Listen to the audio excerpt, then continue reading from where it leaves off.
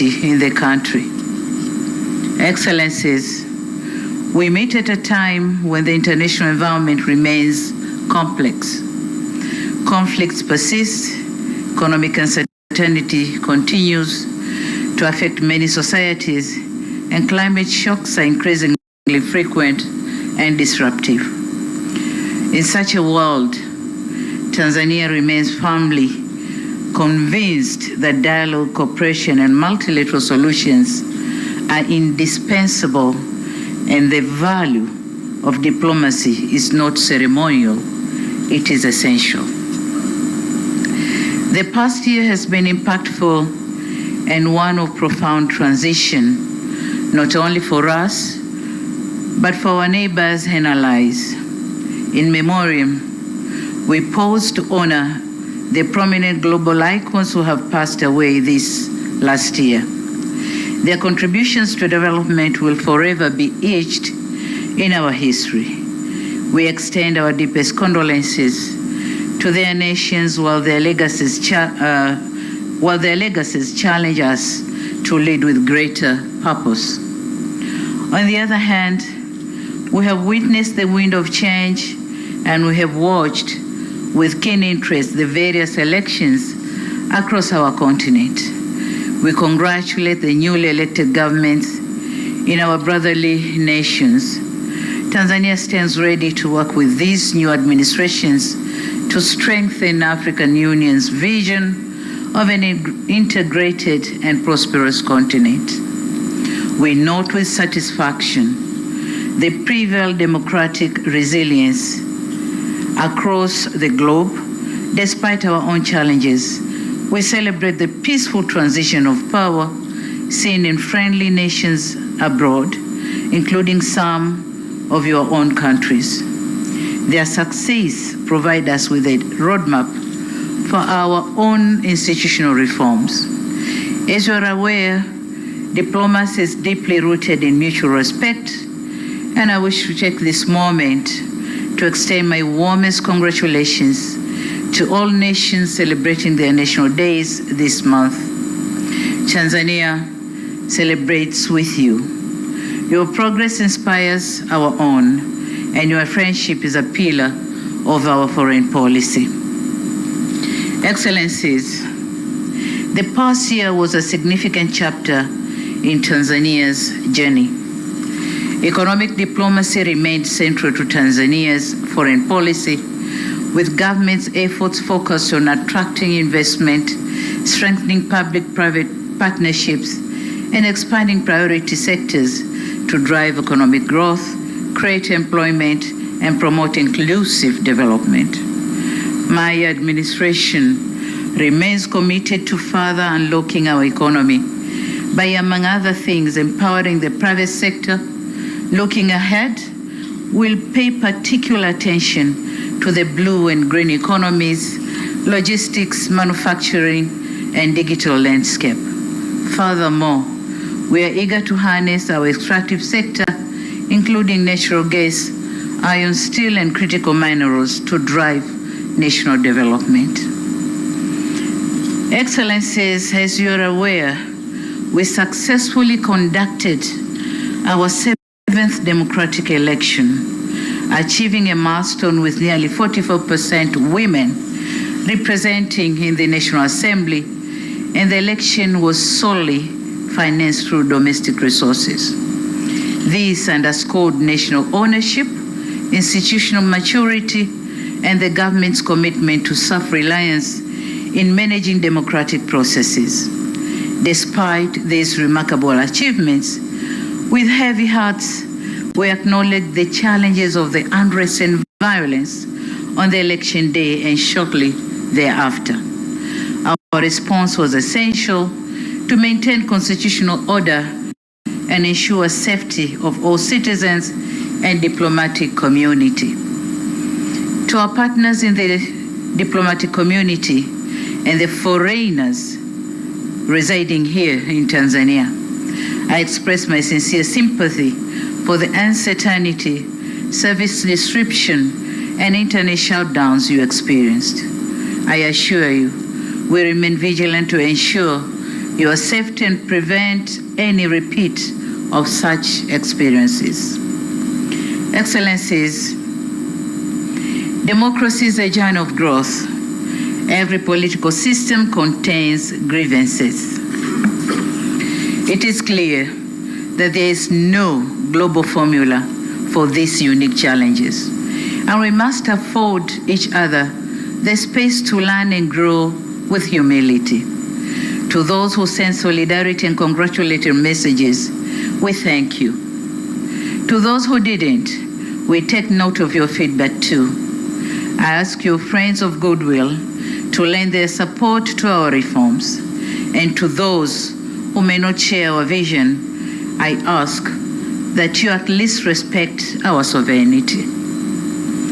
The voice of Tanzanians has been heard through the ballot box, and that voice must be respected.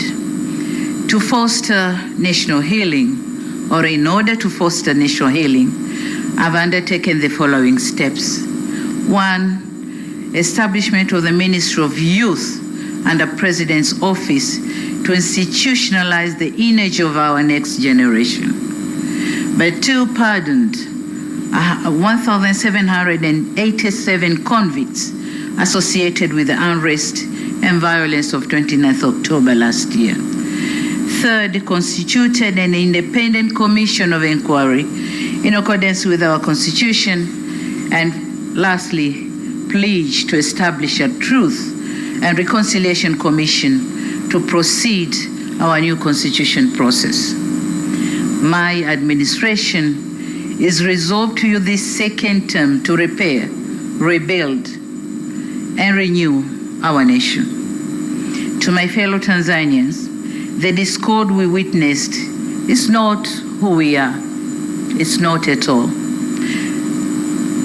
To our international partners, we recognize that stability is the currency of diplomacy. Today, I plead that our path forward will be paved with the stones of justice, dialogue, and a renewed respect for the democratic process. And in this regard, allow me to quote philosopher Søren Kierkegaard, who once said, "Life can only be understood backwards, but it must be lived forwards." In this context, as a country, we understand the mistakes of our past, but our eyes are fixed firmly on the future. Excellencies, Tanzania remains one of the Africa's fastest growing economy, with almost 6% GDP growth and inflation maintained at a stable 3.3%. In addition, the national debt continues to be sustainable, with a debt to GDP ratio currently standing at 48.2%, below the threshold of 55% for low-income countries. As for our capital markets, the Dar es Salaam Stock Exchange saw market capitalization rise by 34.3%, reaching billions of Tanzanian shilling, about 23,995 by year end. In addition, we have continued to enjoy favorable credit score, B1 from Moody and B+ from Fitch credit rating. This stable outlook signals investors' confidence, lower borrowing costs, and economic resilience, which marks a positive step in building international confidence and attracting more foreign direct investment.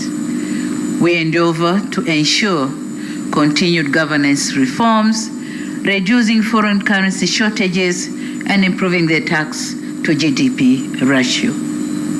The favorable credit ratings and stable economic outlook led to registration of 927 new investment projects by December 2025, with a combined value exceeding $11.09 billion, representing a significant 19.03% increase compared to the previous year. The registration of these projects in 2025 stands at the record of the highest number of projects registered in calendar year since the establishment of the Tanzania Promotion Agency, breaking the record of 905 projects last year. On these 927 projects, 66, equivalent to 7.12%, are expansion projects demonstrating sustained confidence by existing investors in Tanzania's growth trajectory and its investment climate. Collectively, the 927 projects are expected to generate more than 162,895 new jobs for Tanzanians, while foreign direct investment (FDI) remained robust. Local investors' participation also remained strong, with 288 projects, equivalent to 31.07%, expected to be implemented by domestic investors, reflecting growing confidence among Tanzanian entrepreneurs. To our investors, we pledge to ensure the existing and new investments are protected and secured. On the other hand, in 2025, we continued with our industrialization journey, and we have experienced a rise in key economic sectors. The leading sectors include agriculture, of which its productivity continued to grow, with a food self-sufficiency ratio standing at 128% in 2024-25, reflecting a growth of around 3.2% over the period. In mining, we witnessed a further surge in activity, with mineral production increasing by 48.27 from 10.6 trillion in 2023-24 to 15.8 trillion in 24-25. The percent driven largely by gold, coal, building and industrial material. We are leveraging the 47.27% surge in mineral production witnessed in 2024-25 to bolster our national economic security. We now require large-scale miners to refine and sell at least 20% of their gold to the central bank to bolster our foreign reserves. We have also witnessed notable growth in the tourism sector, with the receipts rising from $1.3 billion in 2021 up to $4 billion in third quarter of 2025. Furthermore, Tanzania was honored as the world's leading safari destination 2025 at the World Travel Awards, reaffirming our standing as a premier global destination for wildlife and nature-based tourism. This recognition attests to our strong commitment to conservation, high-quality service delivery, and suitable tourism development, while further strengthening investor and visitor confidence in Tanzania as a safe, attractive, and rewarding destination. To further promote tourism, trade, and connectivity across the African continent, Air Tanzania expanded its route network in 2025 to key destinations and supporting the growth of intra-African tourism. We remain focused on expanding our connectivity, accelerating infrastructure development, and diversifying tourism offerings as we position Tanzania as a regional hub for tourism, trade, and logistics in Africa. Excellencies, this year marks the launch of Tanzanian Development Vision 2050, or Dira 2050, aiming for double-digit economic expansion through productivity gains in agriculture and industrial value addition. In this regard, we will also prioritize new economic frontiers by unlocking the blue economy, green economy, logistics, and digital landscape. Key focus will also be placed on harnessing natural gas, and our efforts will be geared toward the finalization of the $42 billion liquefied natural gas project, which will position Tanzania as a major player in the global energy market. On the other hand, the country is building an enabling environment that will attract investment, innovation, and promote local value addition in the critical mineral sector. Our drive will be towards promoting responsible investment that power the technologies of tomorrow, support the global energy transition, industrial development, and ensure direct benefits for Tanzanians. We invite governments, private sector actors, and development agencies to come partner with us in this key sector. My government is committed to managing these resources responsibly, transparently, and inclusively. I note with great enthusiasm the recent G20 endorsement of the critical minerals agenda. Tanzania fully supports this initiative and stands ready to engage actively with international partners to ensure that these resources contribute both global clean technologies and inclusive growth at home. Excellencies, as we all know, to unlock the economy, we need to invest in key infrastructure projects. Work is still going on to ensure completion of the standard gauge railway and the East African crude oil pipeline, which is set for completion in July 2026. The completion of Julius Nyerere hydropower plant and the operationalization of the SGR are not just engineering milestones, but engines of our new mineral economy. We are also putting a strong emphasis on value addition, export capacity, and job creation through the special economic zones by linking infrastructure and industrial ecosystems. Our message is clear. Tanzania is moving from exporting raw potential to exporting the value-added commodities. Within this strategy, ports and trade gateways play a critical role.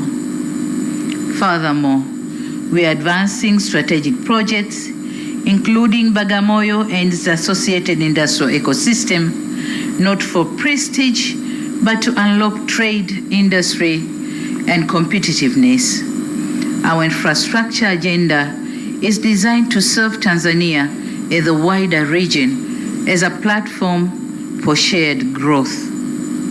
Excellencies, as our economy diversifies and scales, human capital remains at the heart of our development strategy and the ultimate guarantee of our national resilience.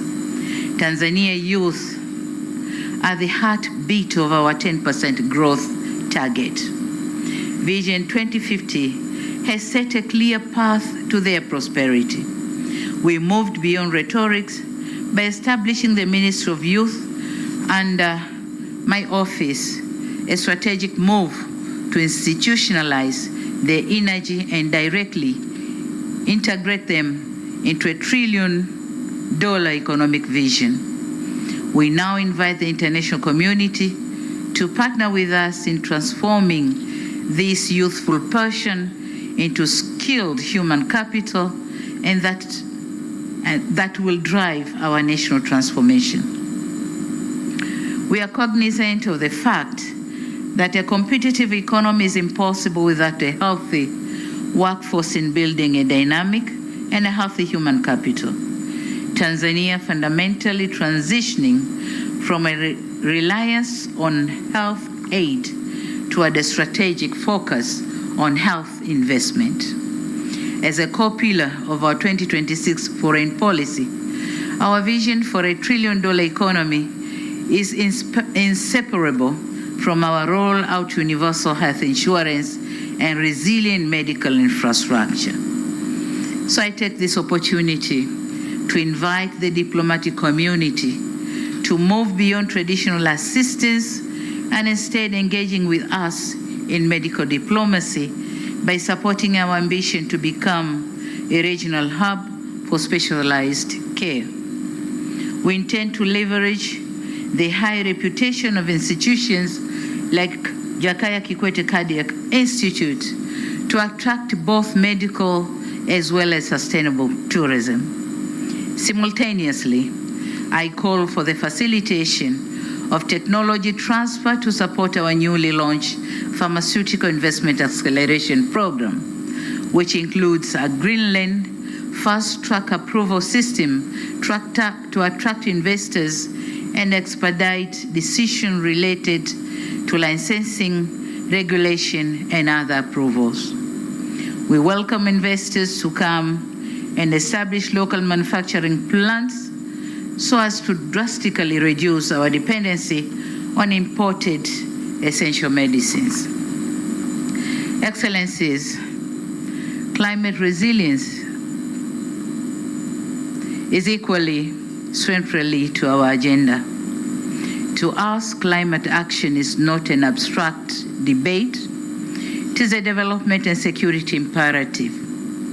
It is a development and security imperative to take a lead in green diplomacy.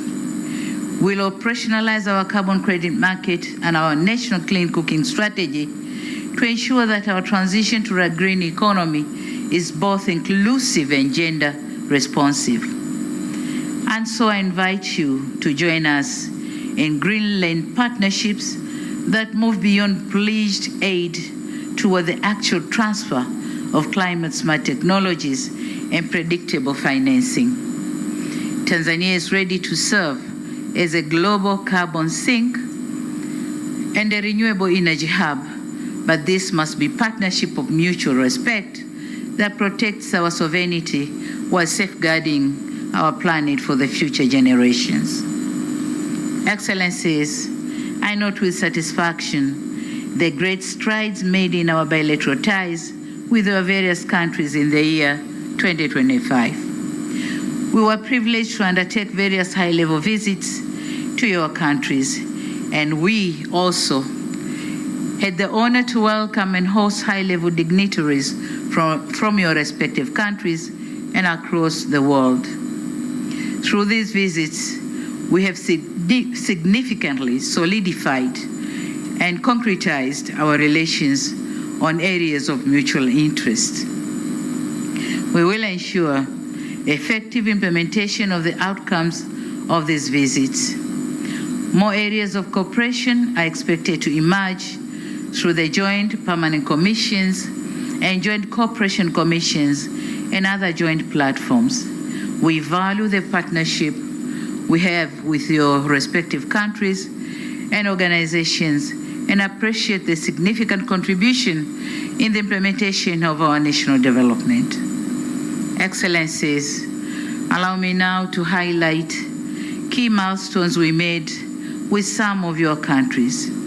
We remain grateful to the government of the People's Republic of China for the launch of the China-Zambia Prosperity Belt, the securing of the $1.4 billion of the revitalization of the historic Tazama Railway will not just honor the legacy of our two founding fathers, but position Tanzania as the primary logistics gateway to the entire SADC region.